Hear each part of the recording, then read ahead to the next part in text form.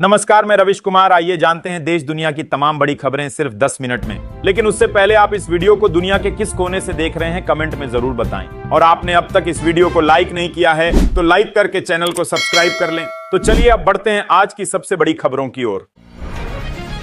आखिरकार वही हुआ जिसका डर था। तो क्या यह वाकई तीसरे विश्व युद्ध की शुरुआत है? क्या इजराइल की राजधानी अब सुरक्षित नहीं रही? ईरान के मिसाइल अब तेल अवीव की सड़कों पर क्यों बरस रहे हैं? और क्या अब जंग सिर्फ सैन्य नहीं, परमाणु स्तर तक जाएगी? इन सवालों के जवाब तलाशने से पहले जरूरी है सच्चाई से रूबरू होना, क्योंकि अब ये जंग सिर्फ दो देशों की नहीं रही। ये लड़ाई है ताकत, जवाबदेही और अंतरराष्ट्रीय चुप्पी के खिलाफ। तो क्या है इस खबर की पूरी कहानी? आइए जानते हैं थोड़ी गहराई से इस वीडियो में। इससे पहले आपसे एक गुजारिश है दोस्तों, वीडियो को पूरा देखें और गहराई से समझें। अगर आपने अभी तक इस वीडियो को लाइक नहीं किया है तो लाइक करें और चैनल को तुरंत सब्सक्राइब करें। और आप ये वीडियो दुनिया के किस कोने से देख रहे हैं कमेंट करके जरूर बताएं। तो चलिए अब आगे बढ़ते हैं। हम बात कर रहे थे इजराइल और ईरान की दुश्मनी की, जो अब दुनिया के लिए संकट बन चुकी है। तो सुनिए, इजराइल और ईरान की दुश्मनी अब किसी राजनीतिक बयान या कूटनीतिक प्रतिक्रिया तक सीमित नहीं रही। अब यह जंग सीधे सड़कों पर उतर चुकी है। मिसाइलें अब सिर्फ सीमा पर नहीं, राजधानी के आसमान से टकरा रही हैं। और इसका सबसे भयावह उदाहरण देखा गया तेल अवीव की सड़कों पर,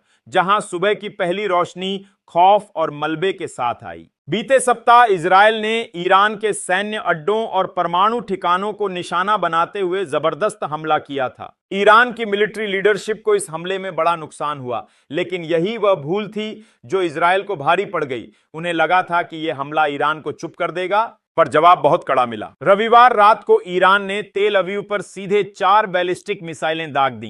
तेल अवीव की इमारतें पल भर में मलबे में तब्दील हो गईं। सोमवार सुबह जब लोग बंकरों से निकले तो उन्हें दिखा हर तरफ धुआं, धूल और डर। एक महिला ने बताया कि मलबे से गुजरते हुए लोगों ने अपनी नाक ढक रखी थी। उन्हें डर था कि कहीं सांस के साथ बारूद न अंदर चला जाए। इन हमलों में अब तक 4 लोगों की मौत की पुष्टि हुई है और दर्जनों घायल हैं। लेकिन विशेषज्ञों का मानना है कि यदि इजरायलियों ने पहले से सतर्कता न बरती होती तो यह आंकड़ा कहीं ज्यादा होता। बीते 4 दिनों में ईरानी हमलों में 17 इजरायली नागरिक मारे जा चुके हैं। तेल अवीव की सड़कों पर सेना तैनात है और लोग सुरक्षित स्थानों की ओर भागते दिख रहे हैं। इस पूरे घटनाक्रम पर मिडल ईस्ट मामलों की जानकार त्रिता पारसी ने कहा है कि इजरायल ने ईरान की क्षमता को बेहद कम आंका। उन्हें लगा था कि वे हमला कर ईरान की कमान खत्म कर देंगे, लेकिन ईरान ने न सिर्फ पलटवार किया बल्कि यह दिखा दिया कि वह कितनी तेजी से अपनी सैन्य ताकत को फिर से खड़ा कर सकता है। सीधे शब्दों में कहें तो अब जंग सिर्फ जवाब देने तक सीमित नहीं रही। अब यह साबित करने की लड़ाई है कि कौन ज्यादा ताकतवर है। इजरायल का एयर डिफेंस सिस्टम कमजोर दिख रहा है और मिसाइलें राजधानी तक घुसने में सफल हो रही हैं। अब दुनिया की निगाहें इस पर हैं कि क्या यह संघर्ष और भी गंभीर रूप लेगा।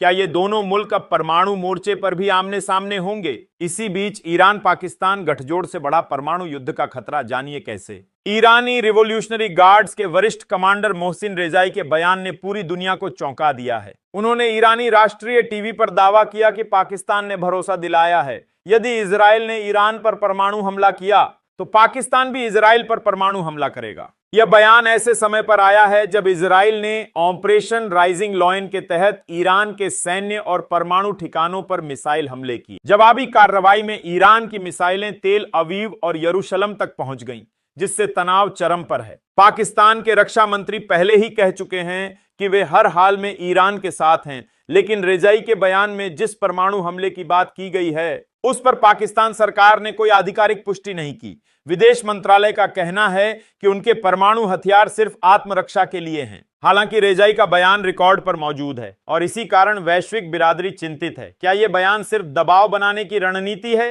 या पाकिस्तान और ईरान के बीच कोई गुप्त सैन्य समझौता हो चुका है? अगर परमाणु युद्ध हुआ तो पूरा मध्य पूर्व तबाही की आग में झुलस सकता है। तो दोस्तों, इस खबर में बस इतना ही। जाते जाते आपको फिर से याद दिला दूं, अगर आपने अब तक हमारे इस चैनल को सब्सक्राइब नहीं किया है तो सब्सक्राइब कर लें और बेल आइकन को भी दबा दें, ताकि आगे आने वाली ऐसी दमदार खबरें आप तक सबसे पहले पहुंच सकें। और कमेंट में बताइए किसने हमारे चैनल को सब्सक्राइब किया है। अगर आप किसी विषय पर वीडियो बनवाना चाहते हैं तो नीचे कमेंट करें, हम उस पर भी जरूर वीडियो बनाने की कोशिश करेंगे। धन्यवाद।